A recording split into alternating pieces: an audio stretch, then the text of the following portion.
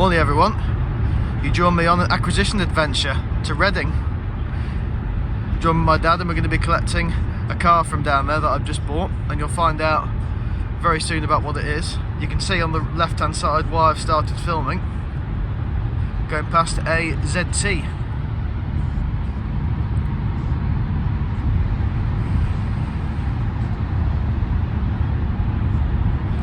And that might give you a slight clue, only a slight clue, but a clue nonetheless, what I'm picking up. Bit of charge in the EV before we continue. Not long to go now, about 50 miles.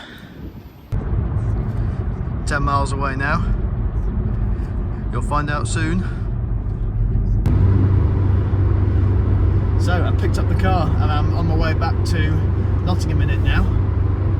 I'm not going to show you just yet. We're going to be stopping at a service station in about half an hour or so. They'll do a walk around for you. I've just filled it up with petrol because there wasn't much in it. So far I'm really happy with it. Really happy. It's refined, it's really comfortable. There were some horrendous speed bumps that were near the previous owner's house and it just lapped those up no problem at all.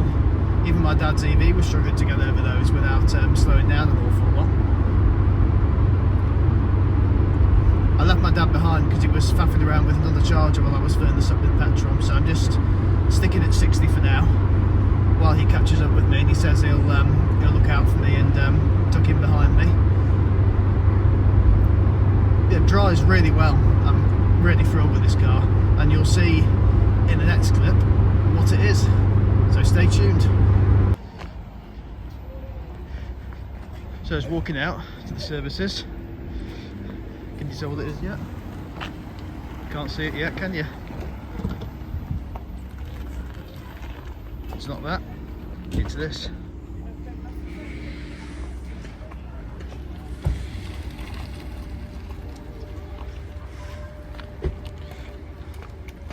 Rover 214 SEI and the SI and the R8 version. The best.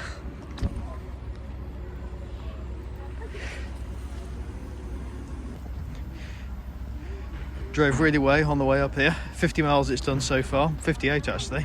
Not missed a beat. It's fantastic. Smooth, comfortable, really good.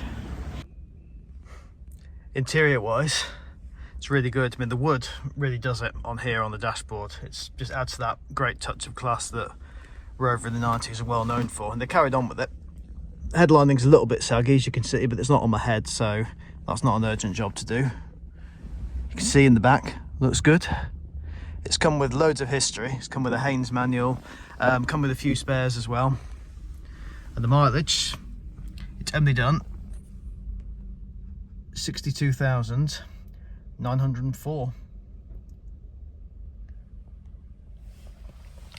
To drive, it's brilliant. It's just so easy, so refined, and really enjoyed it so far.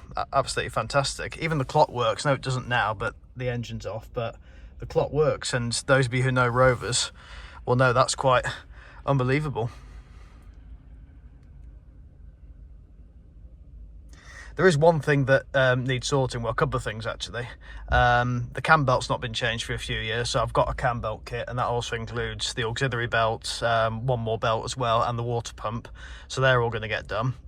And also the idle control valve needs looking at because it idles a bit erratically when you're at slow speed. I was just pulling into the services just now, and then when I was stopping at roundabouts it was idling at 2000 RPM when you're in neutral, but then as soon as you put it in gear again it was all right. But I've got an idle control valve as well, so that's going to be done on not this coming Tuesday but the Tuesday after, so it's going to have to wait a bit when we get it home. But I've got no doubts that this is going to become a really great car in the collection because it's so smooth, so easy to drive, it's comfortable. I'm really delighted with this. I really am. I'll do some more walk round in a minute when we've got a bit less people around. Might be able to hear it. Runs really well.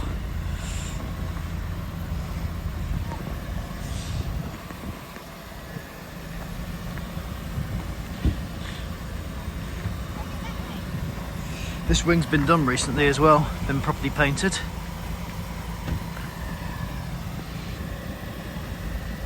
Yeah, really happy with this. So we're on the M1 now. Just getting you higher up a little bit. And it's still running fantastically. As I've said before, it's smooth, it's responsive, the heat is excellent, and the seats are really good as well. Something's happening ahead here. We have some traffic, and it looks like there's a lane closure, so let's move over. Yep, there is. Well, that's all right. There's a lane closure ahead. Sorry if that's interrupted you there. But no, this car is just so easy. It's refined, and it's reassuring me that the reasons why I bought this, you know, a retro car that I can put, you know, a fair amount of miles on. Not a stupid amount of miles, but a fair amount. Take on days out and stuff, and just go a bit further afield than I would in the Allegro. It shows that this decision so far has proven to be justified. And once this, the idle control valve issue has been ironed out, and I've got those belts replaced, all happening in just over a week's time, then I feel I could go anywhere in this car. And as I've said, these cars carry great memories to me because my dad, when he was younger, I don't know if I have mentioned this before. No, I can't have done because it's been a surprise until this point. But the car I've got earliest memories of is a white 418 saloon that my dad had as a company car for a couple of years. And even though that it was only in our life for 2 years, that's the first car I can remember. Some of the wheel trims to this one. Went to Norfolk in it a few times. Dad said to me today he went to Paris in it once. And I can remember the wooden interior just like this. A bit more plush, I think, than this one because it was a higher spec model. But I've just been playing some of my playlist, and a lot of the songs that are on there will probably have been played when we were doing our holiday trips to Norfolk in it. And it's so great to finally be the owner of one. So I'll turn you off now and put some music back on, and I'll catch up either when I'm nearly home or when I'm back home. So we're back home now. It's done fantastically. Only used a quarter of a tank just doing the, I think it was like 136 miles or something it's done. Just ate them up fantastically. I'm going to leave them like this for now. Tomorrow I'm going to have to rearrange the order because I'm not going to be using this again until it's got the work done next week. But brilliant car. Dependable, comfortable, classic, retro, but it feels like just like a modern car in the sense of you start it up and you drive it and you know it's just going to carry on. It's got a great feel of dependability and ruggedness about it. I didn't mention as well, it's also got the original Rover stereo still in it. All still works, everything like that, and we'll obviously see more of that the more time the more adventures we have in it. Shout out to Dad's Cooper as well, and him as well for getting me there. Show off. Also follow my dad on YouTube as well. He's got a account called GCR 567 because he's the chairman of the GCR 567 group, which is basically building a replica of a 440 steam locomotive that originally worked on the Great Central Railway. So give him a subscribe on YouTube, join this Facebook group, donate some money. I'm sure he'd much appreciate that. So that'll do for me. We'll have some videos very soon. I'm off work for the next week, so there should be some Allegro action, definitely. So thanks very much for watching.